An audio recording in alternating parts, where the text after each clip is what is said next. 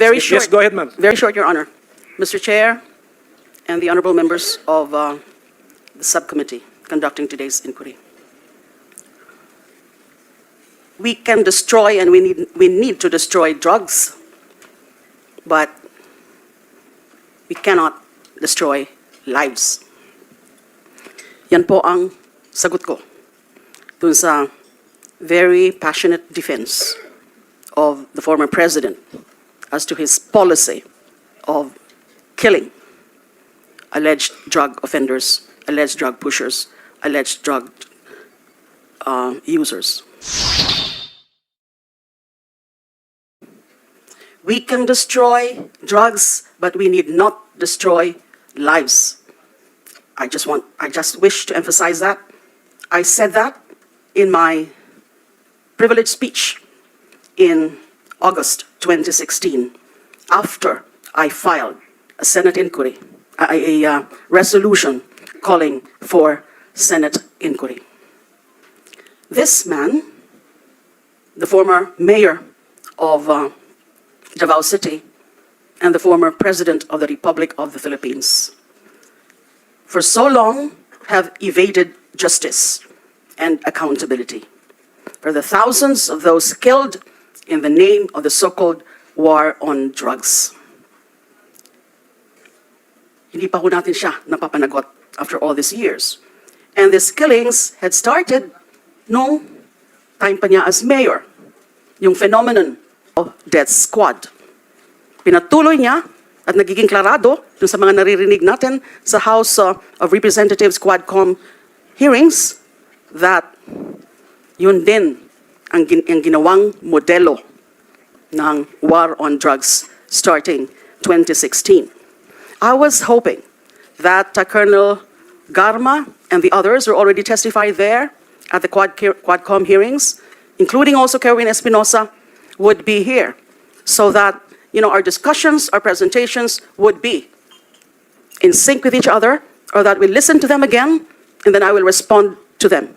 Now, I responded to the crisis that we faced starting in 2016, as I said, by filing the resolution and by delivering a privileged speech. Ang problema, hindi ko po yun natuloy. Yung aking pag-imbestiga noong mga nangyayaring patayan early on dun sa nung naging Pangulo, si Rodrigo Duterte. Malungkot po ako, or actually I have mixed feelings now. People have been asking me, how do you feel that you're again appearing before the Senate for the first time? I'm setting foot in the premises of the Senate. Ang sabi ko, mixed feelings dahil sana nga noon pa, hindi na natin hinintay yung libo-libong mga pinatay. Pero nagagalak naman ako that I think we have the right environment now. Sana po, marami pa ang lumantad para magsabi pa kung ano talaga ang tunay na layunin ng Project Double Barrel. Yung kulang ko kasi noon, nung nag-imbestiga ako, when I presided over the Senate committee hearings, yes, we were able to present, actually, konti lang, dalawa lang ata out of the 13 available CHR witnesses. But because I was eventually ousted as the chairperson of the committee, after I presented Mr. Edgar Matubato, hindi na po yun natuloy. Pero, ang talagang magiging kulang ng investigation na yon ay yung mga insider na makakapagpatunay sa atin na yung Project Double Barrel is the very program that was used in eliminating and in killing drug suspects. Because malinaw sa mga naging pronouncements ng dating mayor, ng dating pangulo, na yan ang pinaka-polisiya na niya in addressing the drug problem. Nasabi na ho kanina, yung mga examples, at marami pa ho yun, I have a whole collection of his statements, which really categorically show very clearly, manifestly, that he was inducing, encouraging the killings. And it cannot just be purely rhetoric. Kasi sinunod yung mga binanggit niya. Sinunod yung kanyang mga sinasabi na kailangang patayin ng mga yan. Manlanlaban man o hindi, ang problema sa nanlaban, hindi ho kapanipaniwala. Siguro may ilan-ilan na may mga nanlaban talaga. Pero sa karamihan, sa mga lumabas na mga kwento ng mga kaanak ng mga biktima ay karamihan sa kanila ay hindi nanlaban. Ano ba yung nangyari sa akin? Hindi lang sila nakontento na alisin ako bilang committee chairperson, but sinundan po ako ng katakot-takot na acts of persecution. Kasama na yung halos araw-araw na minumura, halos araw-araw na pinapahiya, halos araw-araw na I was deprived of my honor and because they tried to destroy my reputation. At hindi pa ho sila nakontento doon, nag-file sila ng mga gawag-gawang mga kaso para subukan ako na mapatahimik. Hindi po sila nagtagumpay doon. Kahit nasa loob po ako sa kulungan, I continued to monitor what was happening. I had with me already the records ng Senate investigation, at least nung ako pa yung nag-preside. I even filed and submitted a comprehensive dissenting report doon sa naging majority report by the committee, the Gordon report. I filed a dissenting report. I also had the records of my investigation of the DDS phenomenon. Pero ang isa pong ang pwede nating makita doon is that hindi natin mga natapos yun kasi nandyan yung atmosphere of, or the atmosphere of fear, the culture of fear and impunity. Sa Davao, meron kaming ilan-ilan nakausap na sekreto, pero hindi naman sila pumayag na i-present sila publicly dun sa DDS inquiry ng CHR. Now, dun naman sa Senate inquiry, sabi ko nga, hindi naman talaga tinuloy. Kaya hindi kagulat-gulat na yung naging conclusion ng majority is that the killings were not state-sponsored. Kung binigyan sana ng pagkakataon na talagang ituloy yung investigasyon na yon, na mas magiging seryoso ang investigasyon, wala man lang iniisip na whitewash ng investigasyon because the then president was still at the height of his power, ay siguro pwede natin na-prove yun. Hindi nga po yun nangyari. Ngayon tayo umaasa na dahil dyan sa mga lumalabas na ng mga revelasyon, pwedeng-pwede at nandyan na yung mga ebidensya na mga state-sponsored yung mga killings na yan. So, one last point, Mr. Chair. Because, 1 minute, yes ma'am. All right. Now, gusto ko sanang magpaalam sa committee that in my presentation, not today, because yung presentation ko dapat na ano rin, isusundan ko yung kina Father Flavi and then kay Attorney Joke, no. Now I want also to present new angle. Gusto ko sanang i-tie pa talaga, i-link pa talaga sa DDS killings yung mga nangyaring patayan since 2016 or pagpatay under the name of war on drugs. I would wish to ask for permission that that's going to be the focus, especially so, na lumilinaw ngayon, sinimulan na nung testimony ni Colonel Agarma na yun ang ginawang model. I would not have the time now to really explain all of that, but I can really come up with a comprehensive summary ng mga sinabi noon nila Edgar Matobato, yung mga sinabi subsequently ni Arturo Las Cañas, who at first denied that there was a DDS, denied responsibility for the killings, denied that it was then Mayor Rodrigo Duterte responsible for that, but in a subsequent appearance, wala na po ako noon, nakakulong na po ako, he recanted and gave us this very comprehensive story, lalo na dun sa kanyang ICC affidavit. I would want to Sige present... ma'am. Yes ma'am. Okay. a Can you comprehensive- wrap up? Okay na po ma'am? For now. Okay, sige po. Ganito po. We will give you the time, pero pwede ba mag-request din ng committee, can you give us a preview of what you will be presenting? Siguro if you can organize also your observations and your findings in a memorandum or position paper type document, then I will please do give that. us. Thank you. I will do that, Your Honor, Sige. including the dissenting report and then including Thank you, ma'am. all the observations. Thank you. Thank you. Thank you. Mr. Chair, just very short. yes, Very short. yes. Can we have the assurance of Senator Delima to be around once Kerwin Espinosa and Ronnie Dayan will be present in this hearing? Because I'm going to ask him questions pag andyan na yung dalawa, Mr. Chair. May I know who is Rolly Dayan? Ronnie Dayan was a known driver of Senator Delima, Mr. Chair. Is he the partner of Senator Delima? Mr. Chair, That was revealed by Ronnie Dayan during the previous hearing. Many years ago, Mr. Chair. Mr. Chair. Let's focus on our topic. Okay, gentlemen. Okay, sige, ganito. Already moved na yata yung kanina pa, no? Na Ronnie Dayan will be invited to the next hearing.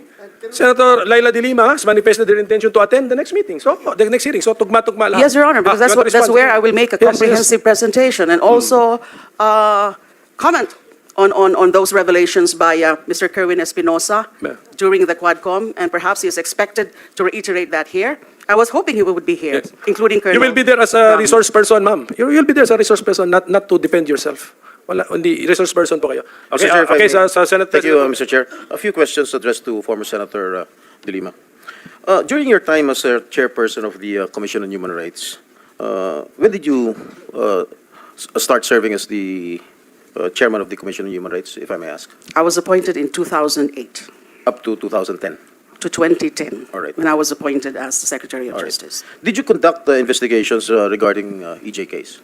Yes, Madam Chair? the CHR and bank All right. conducted a public inquiry right Right. there in Davao City. May I know kung ano-ano po yung mga lugar na inimbestigahan nyo tungkol sa EJK? Yung tungkol pa sa lugar, it was actually the entirety of Davao City because of the phenomenon of DDS. At inimbitahan nga po namin the former mayor who appeared and acted as resource person, and mga ilan-ilan na mga opisyal, maraming opisyal actually, the city councilors, barangay chairman, PNP officials. Only that, halos wala na nag-appear dun sa mga nakausap namin discreetly, confidentially, who shared their knowledge about the DDS. These are also self-confessed DDS members, just like Edgar Matubato. Kaya lang po, in the 2009 inquiry, wala pa po sila Edgar Matubato and Arturo Las Cañas.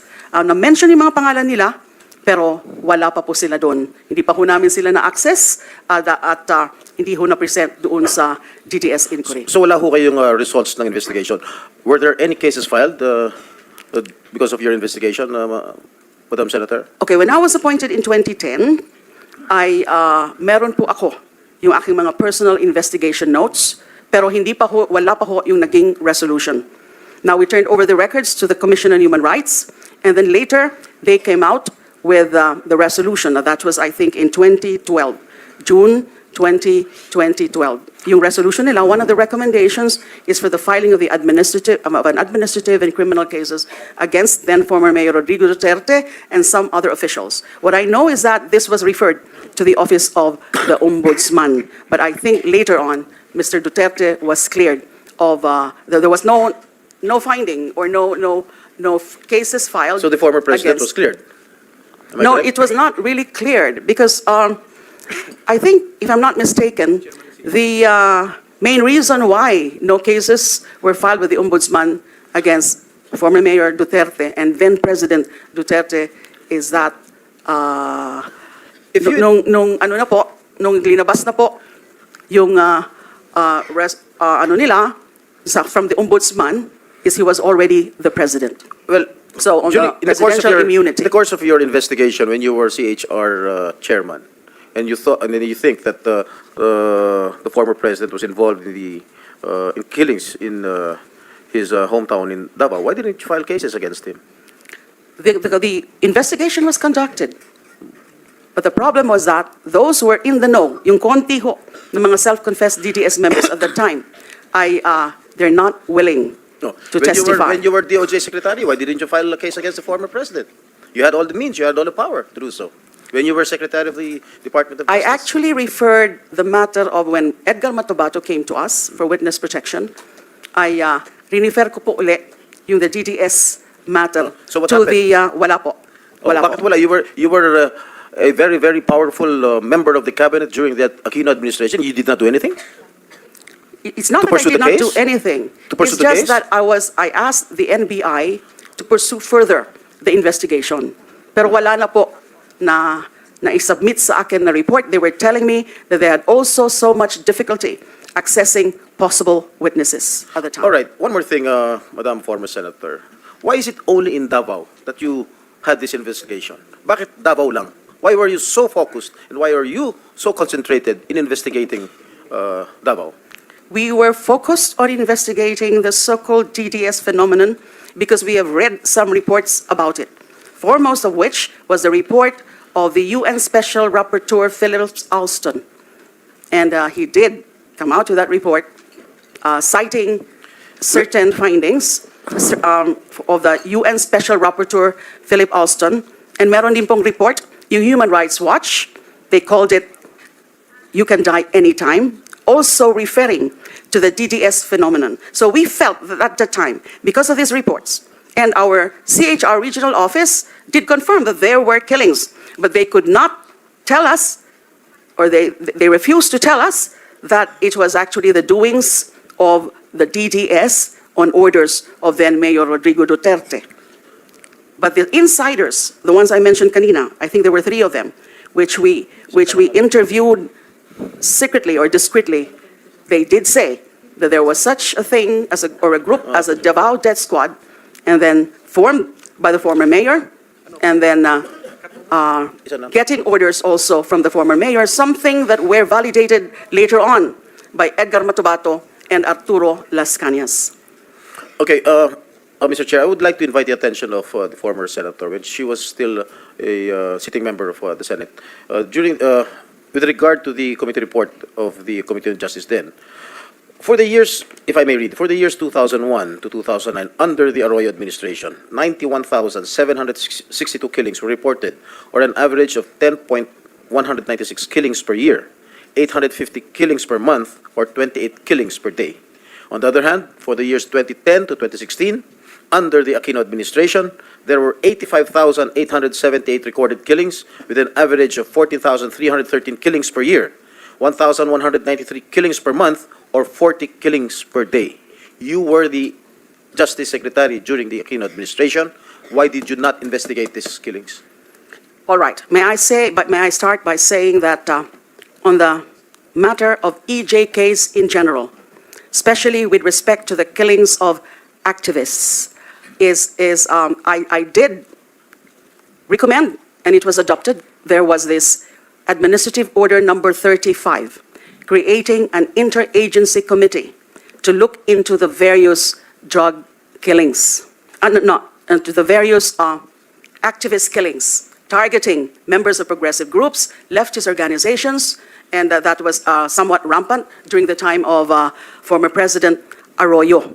Now, bakit wala pa po yung drug killings? Kasi nga po, pinapapursu ko pa sa NBI. It was not the real focus then of Administrative Number 35, which is the Special Interagency Committee to address extrajudicial killings. Now, talking about the Gordon report, you mentioned the Justice Committee report, which was subsequently headed by former Senator Dick Gordon. Sinabi nga niya po yun, na bakit yung EJKs lang, bakit yung ibang mga EJKs ay hindi natin kailangan imbestigahan, o hindi natin inimbestigahan dun sa Senate Committee. Mukhang may problema po sa ganun. Kasi ang nakita ng committee, ng majority committee in coming up with that committee report is that, well, hindi actually nila nakita na may special complexion at the time, at the start of the drug war killings beginning 2016 under the Duterte administration. I'm not talking about the drug war killings kasi wala namang ganong war on drugs specifically in Davao City, although among those, or many of those victimized, were also alleged drug offenders aside from petty criminals and other kinds of criminals. So, nakita dapat yun, and that was the very point of my resolution that I filed calling for an inquiry, na medyo ibang fenomeno nito ngayon sa war on drugs, na ito sa ngalan ng war on drugs ay may mga pinapatay in numbers, substantial numbers, in the name of war on drugs. Kaya dapat, hindi yun naging issue talaga. Bakit hindi na lang natin imbestigahan yung buong mga pangyayari ng mga EJKs in various administrations? What they failed to appreciate, I'm talking about the committee report, is that the focus of my investigation ay yung mga dumadami na halos araw-araw na pinapatay since day one of the former president's assumption into office, and even before his official assumption into office, meron na talaga na mga pinapatay araw-araw, halos araw-araw, nakita natin yon. Thank you, ma'am. So that's supposed to be Mr. Chair. the focus. Ma'am, teka muna, Senate President Pro Tem. No? Reminder to everyone, especially the members of the committee. ang subcommittee natin, ang instruction natin, Philippine War on Illegal Drugs. Okay. I know malaking overlap niya sa EJK because marami siguro ngang napatay in the name of Philippine War on Illegal Drugs. But this is not strictly an EJK hearing or investigation, okay? Basta klaruhin ko lang po sa inyo lahat, lalo na sa members ng subcommittee. May mother committee tayo, yun ang instruction sa atin. Investigate the Philippine War on Illegal Drugs. Okay, so if I may continue. Mr. Chairman, Yes. can you extend that statement of yours to all members of the Senate? Because I'm not a member of the committee yet. You will be. So I was just, you will be. I was just making to ensure that all members yes. are oriented properly, Mr. Chair. Thank you, Mr. Mr. Chair, I would just like to wrap up my questioning to Yes. Senator Delima. But I would like to put it on record that the resource person, the former senator, did not answer directly my question, Mr. Chair. And I might be mistaken of defending the former president. I am not defending the former president. In fact, if it is his turn to answer questions, I will ask questions also. Darating pa tayo. So, anyways, Senator De Lima will be present in the future hearings.